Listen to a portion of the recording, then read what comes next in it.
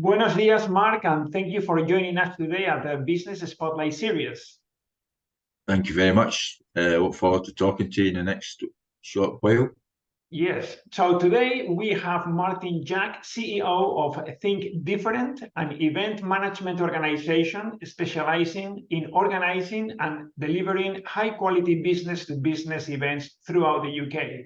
So, Mark, can you tell us a little bit more about what you do and for how long you've been doing it?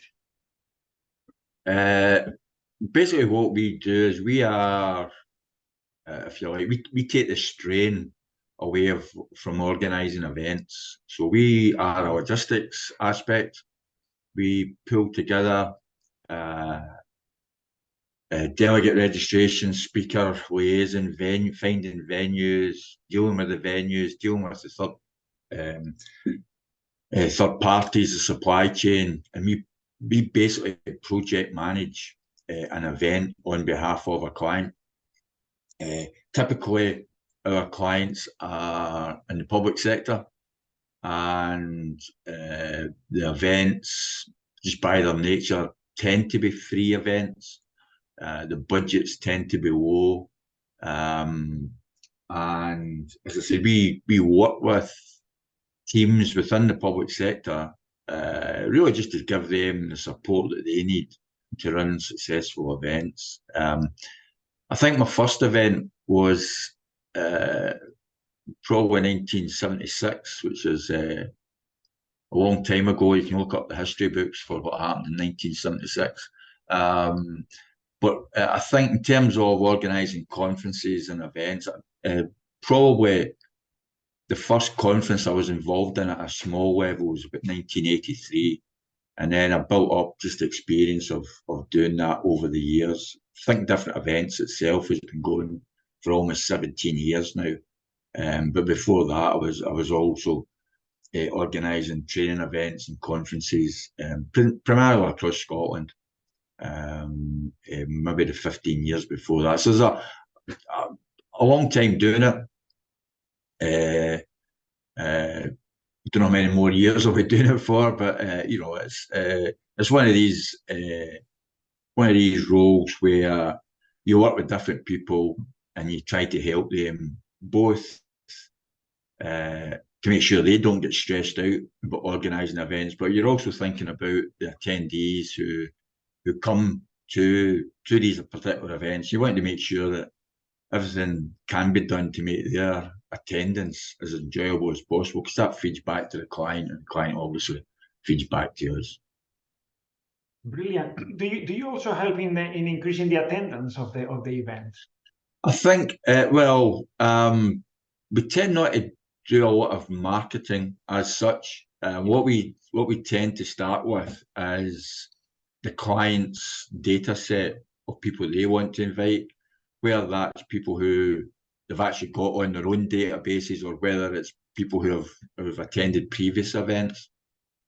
So we don't have a big marketing footprint in terms of trying to get out there.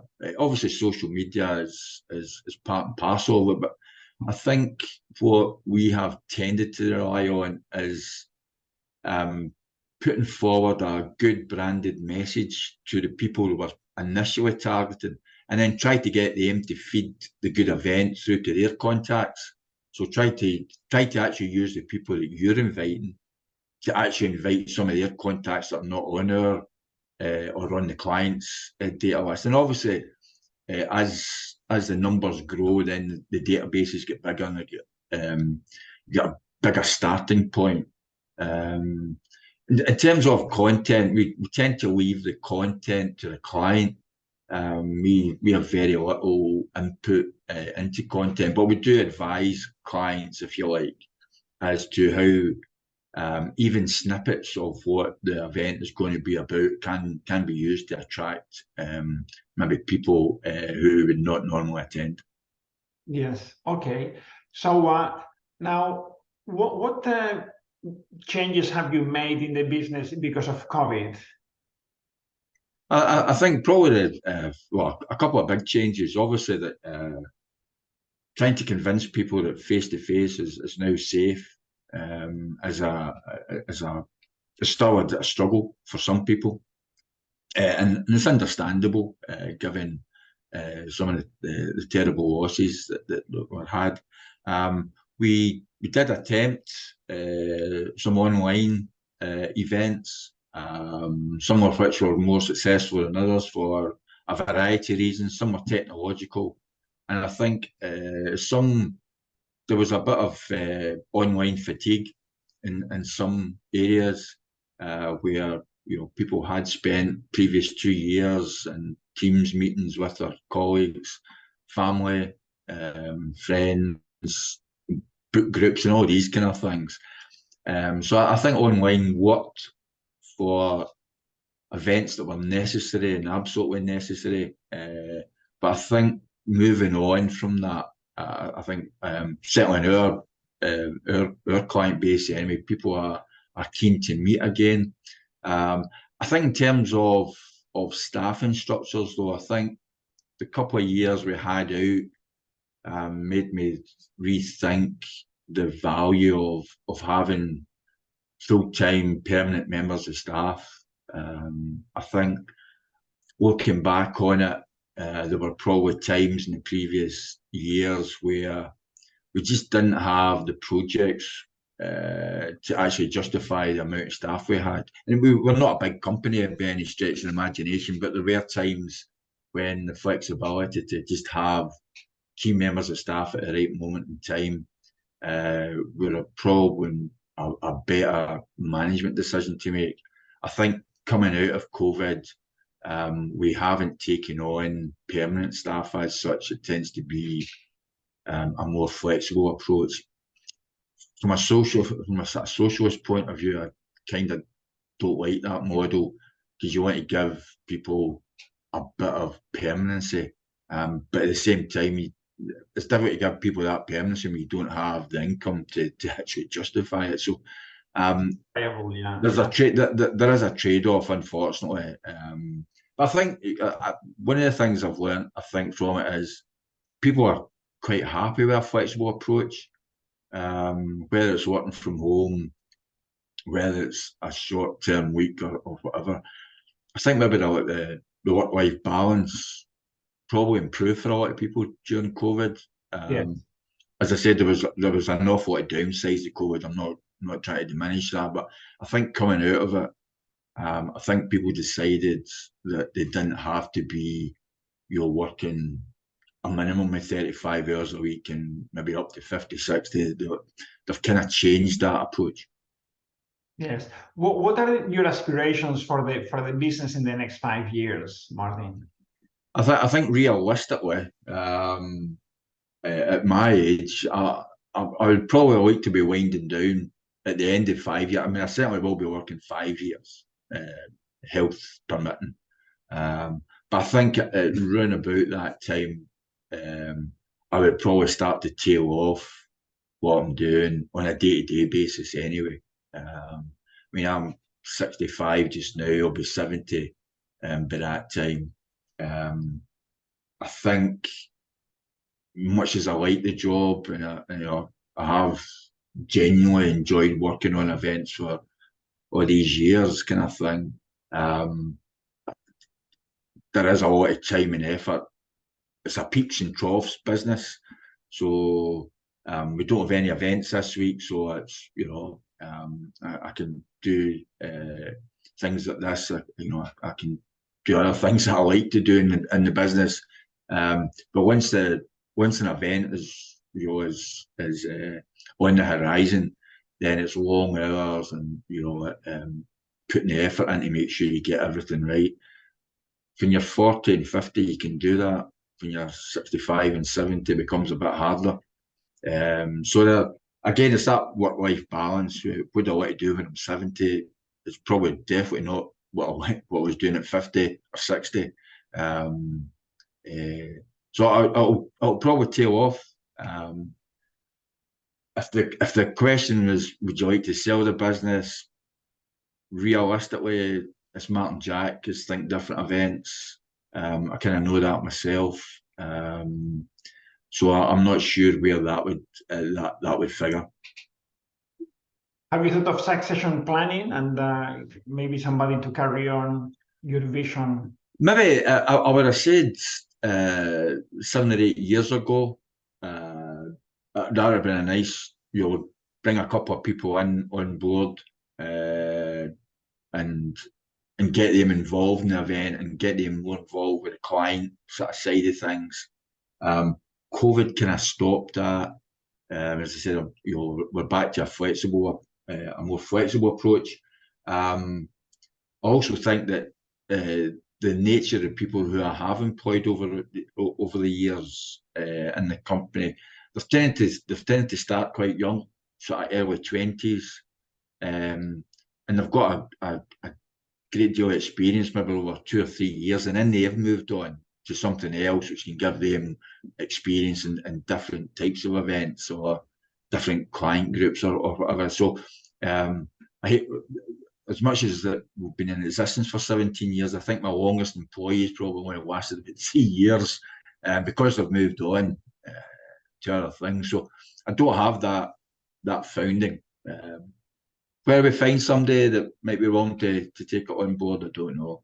But right now, the succession planning is we probably just roll out the company and then see where we are in 5 years, because a lot of things can change in that time. Yes. What if you started your business again? What would you do differently? I think I would probably try to establish a couple of senior project managers to take the weight off the likes of myself, maybe for a lot of work. I think when you're the boss of a company, and a small company like that, when you're the boss, you tend to get involved in the nitty gritty of every detail, and it was partly down to sort of funding, to bring a sort of senior person in and to do day-to-day management had a funding aspect, and we probably didn't have the funds available, and to do that. I've probably been a wee bit more proactive in trying to find a different client base as well, spread the basket a little. I think we got to the stage where we had enough business from a number of clients. It wasn't one client. It wasn't as if we put all our eggs in one basket, but we had enough business coming in, and there was no need to get any other business. Then, of course, COVID comes and you find out you've got no business, and we didn't really have a backup at that point. I'm sure I wasn't the only company that found that you couldn't go anywhere else. So to start again, I'm not sure. I've enjoyed the last 16, 17 years. There's a lot of good commitment. We've made mistakes along the way. You want to try to avoid your mistakes, obviously. There's things I know I could have done better with particular jobs or whatever.